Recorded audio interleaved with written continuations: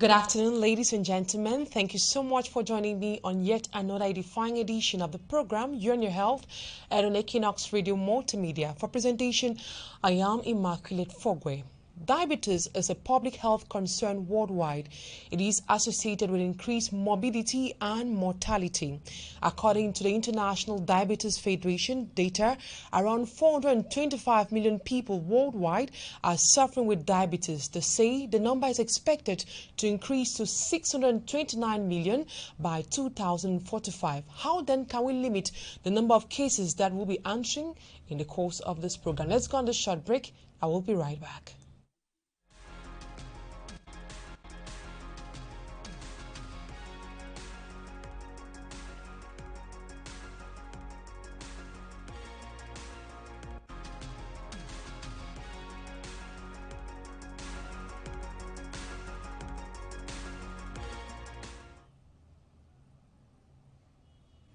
Thank you, ladies and gentlemen, for staying tuned to Equinoxe Radio and, of course, television. I will be accompanied on today's program by A.C. Lucy Liengo. Good afternoon to you, A.C. Lucy.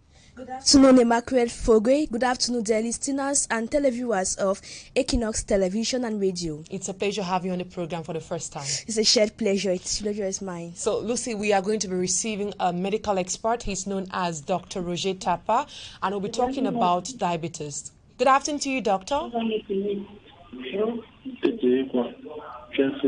Hello, Doctor. Hello, Doctor.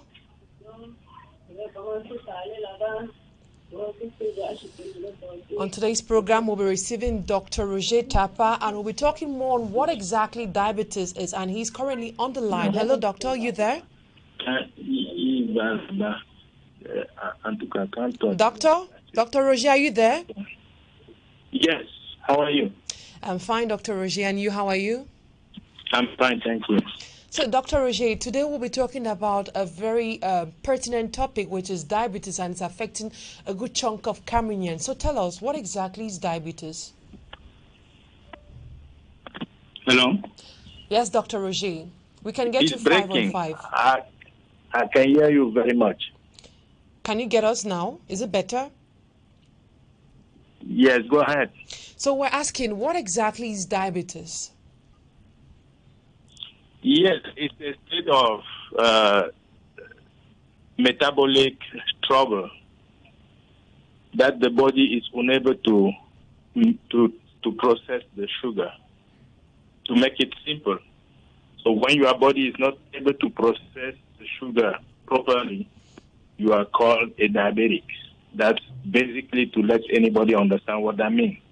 It's a sugar issue, and it's called metabolic issue, in scientifically speaking, because it's a trouble linked to the malfunction of an organ, which is the pancreas. So are you trying to say it's sugar that causes diabetes, like intake of sugar, high intake of sugar, or other items? Yes, the sugar that I'm talking about is everything sugary. When you have three types of food that we eat every day. You have the sugar, you have the fat, and you have the proteins.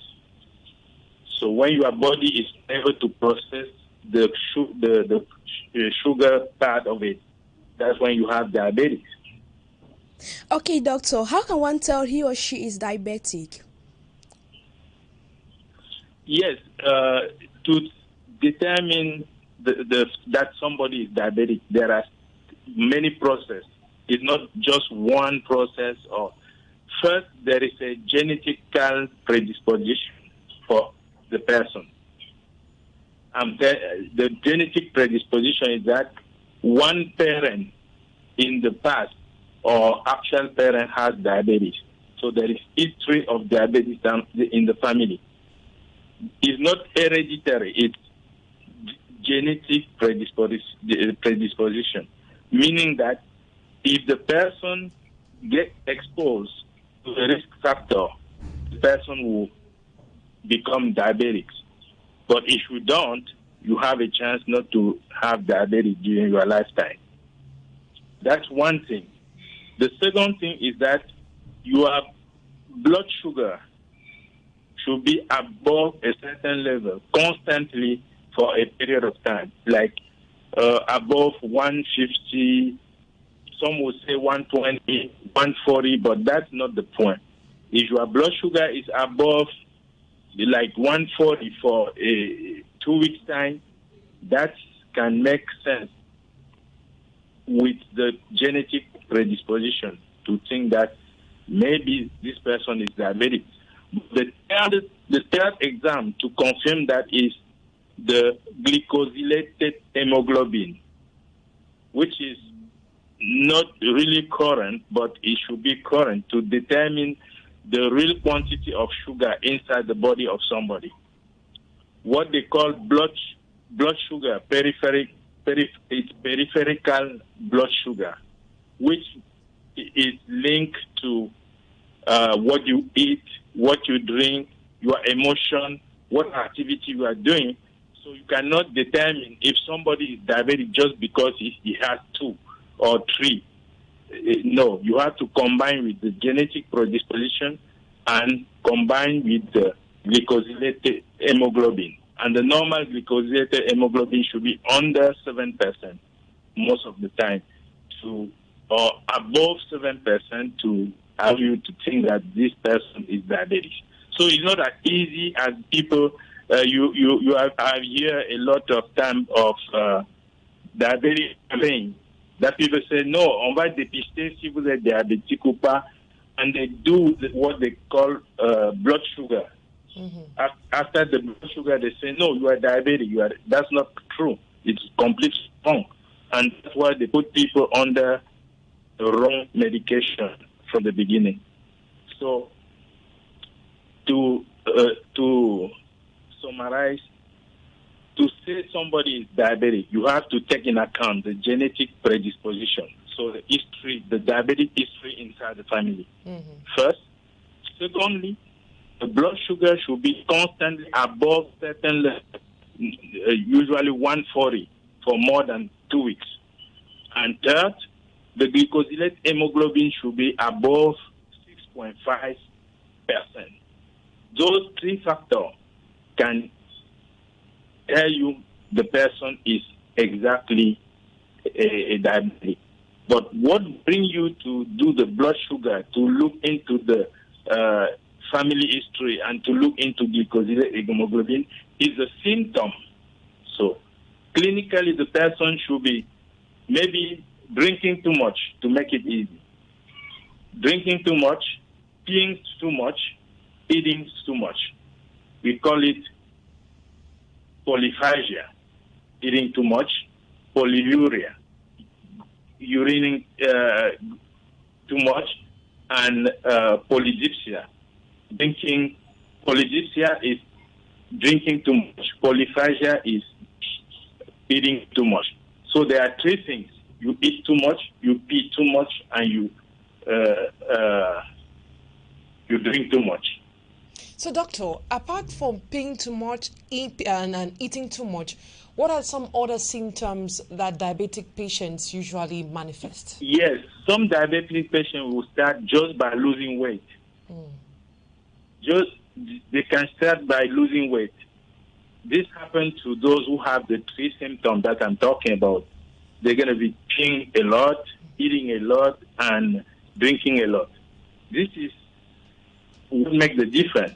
And some diabetics, they will just have like fever, discomfort, vomiting, or something like that. And when they take the blood sugar, it's very high. But this happens to obese people that are overweight most of the time. And this brings us to the 2 types of diabetes. There is one type which is very common to people who lack insulin. Because before we talk about that, we should mention the insulin. Insulin is the hormone that allows to process the sugar inside your body. Okay, doctor, we're talking about diabetes. How common is diabetes in our country, Cameroon?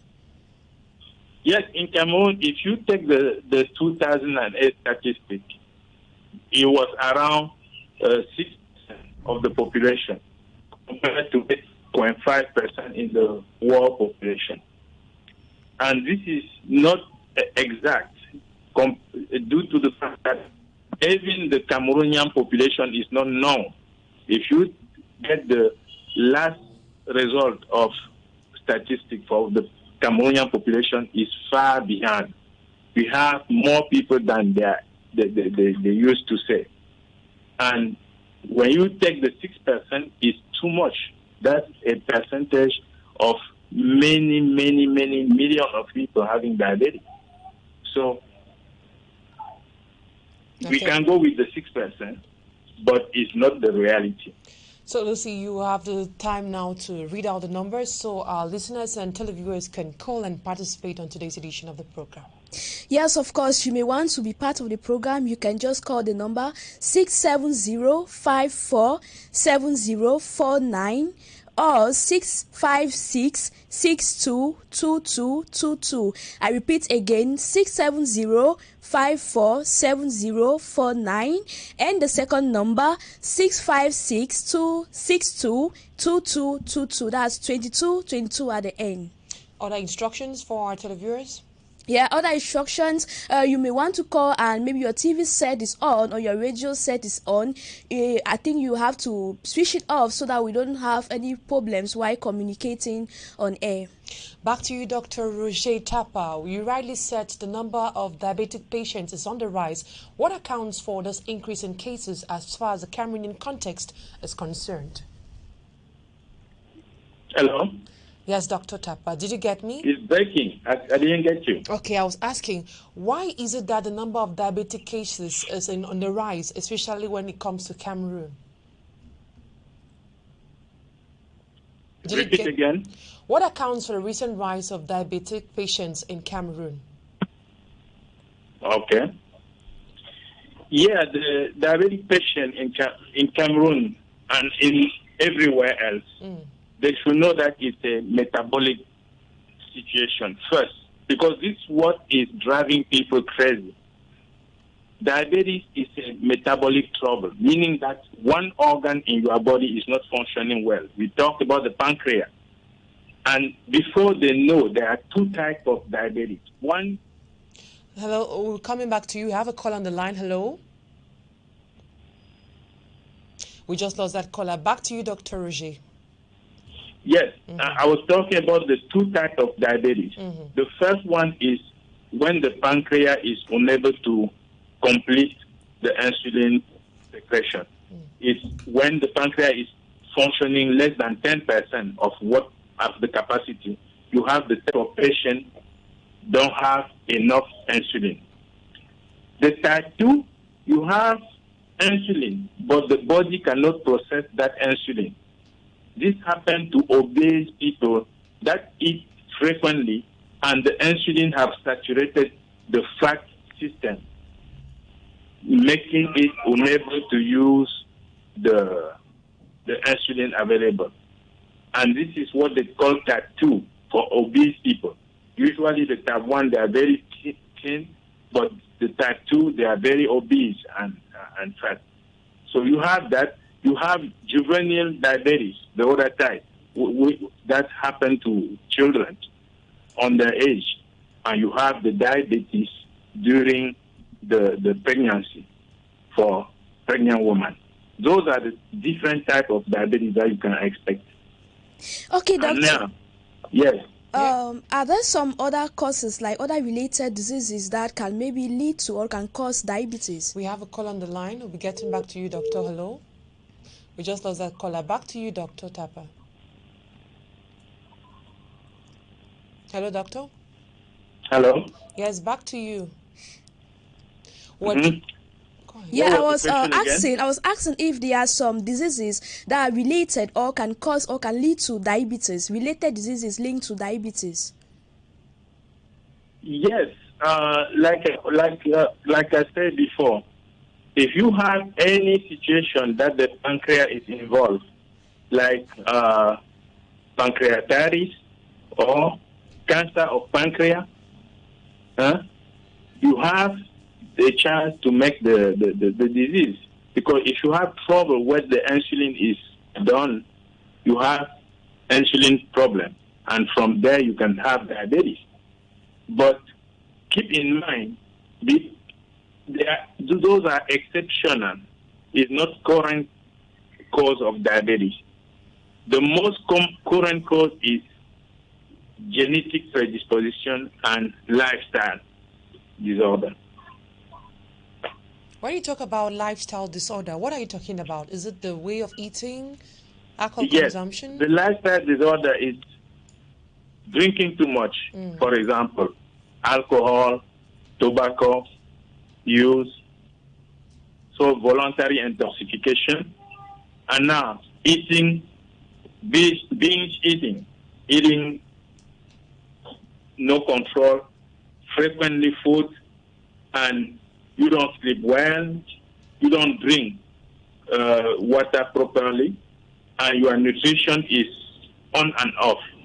Like people like that, talking about Cameroon particularly, if you are a drinker with 2 beer every day, drinking, eating. Doctor, I guess we have another call on the line. We hope the connection will be better now. Hello? Yeah, hello. Good afternoon, madam. Good afternoon, sir. Yeah, this is Fonyam. I'm calling from Boranjo. Okay, come again your name, please. Fonyam. Fonyam. Yeah. Yeah. Okay. Yeah. I'm listening to that program on concerning diabetes, but I have a question that I wish to know. Okay. Now, they said diabetes is as a result of excessive sugar. I don't know. Now, something like this white nimbo, what they call matango, for instance, the sweet one, they say it is good. It is good for the system, but can consuming too much lead to diabetes. Considering that the thing is sweet and has sugar. Okay, sir. We'll be answering that. Okay. Okay, back to you, Dr. Roger Tapa. I guess we have another caller. Okay, we just lost that caller. Back to you, Dr. Roger Tapa. I guess you got that question. Hello? Yes, Dr. Roger, did you get the question? No. Lucy, can you go Yeah, ahead? he is saying that talking about diabetes and the white drink. Is it that the white drink Palm has wine, that's precisely. palm wine? Is it that palm wine has a lot of sugar, or it's natural? It's a natural drink which does not really affect those having diabetes or can lead to diabetes. Yes, the natural palm wine is less dangerous than the other drink. Not, but you should take in account 3 facts. In diabetes nutrition, we can talk about later. You have to take in account three things. First, the quality of what you are eating. Secondly, the quantity of what you are taking. And thirdly, the frequency of how you take it. So let's, for example, if you are drinking the palm wine 1 liter every day, you are looking for trouble. You are diabetes. So, if you are diabetes. But if you take 1 glass of palm wine every week, for example, you have no problem. Knowing that you are a diabetes, you won't have any problem. So that go from the quality of what you are taking you should reduce the quantity accordingly, knowing that it's sugary. And thirdly, the frequency. You don't take it every day or many times a day. how should a diabetic diet look like? I'm sorry? How should a diabetic diet look like? The diet, How should the diabetic diet look like? Someone who is diabetic. Diet. Yeah, the diet. How should they The eat food. the food? Yes, that's a very important question. Talking about diet, I will surprise you. The diabetic diet is everything but what is going on right now. They don't have, no one can function like a machine. Even the doctor who is prescribing me this diet cannot follow the diet the way it is on now. What you should understand is that a diabetic, making a diet for a diabetic is not making a list of what he should eat or not eat. Because the genetic gene for the nutrition is not for everybody the same. You understand? Yeah. If you take somebody from Bamenda You don't have the same genetic gene for nutrition as someone from Gawa, Marwa, Betwa, or Bafoussam. You understand what I mean? Yeah. Because there is a genetic nutrition and the biochemistry of the nutrition that should direct the diet for anyone. So if you have a patient from Yaoundé, for example, you should take in account what they eat in their community before you put on. There is no need to put the new food, the new supplement or whatsoever in the diet. You have to teach the patient how to eat what they have in their community. Doctor, due to time constraints, we'll just go straight away for you to tell us a short word on how to prevent diabetes. We are left with a few seconds. Okay, well, I think our technician is already telling us the program is going to come to an end. Thank you so much, Lucy, for taking part on today's program. Sure, it's a shared pleasure. I hope to be here again next time. For sure. Thank you, ladies and gentlemen, for your time for presentation where AC Lucy and I, Immaculate Foreground, received technical assistance from Raphael Dupanda. Stay in the company of more interesting programs on Equinoxe Radio and, of course, television. So long.